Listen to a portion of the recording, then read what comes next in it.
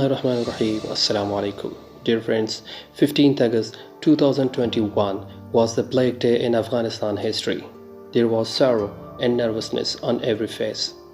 The night of 15th August was the black night as well. Afghanistan had no president, no army, and the national flag was up, down. The Afghan land was occupied by Taliban fighters, those who have no place in hearts of Afghans.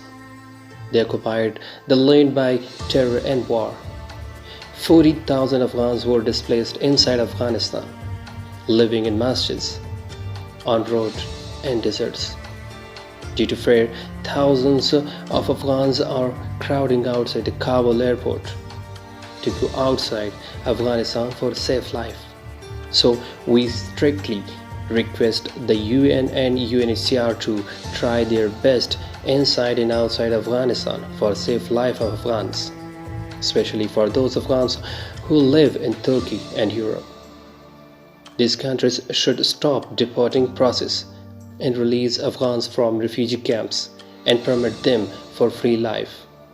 Once again, we request that UNHCR and especially Turkey should stop Afghan refugees camps and deporting processes, because nowadays Afghans live in a condition which future is unknown.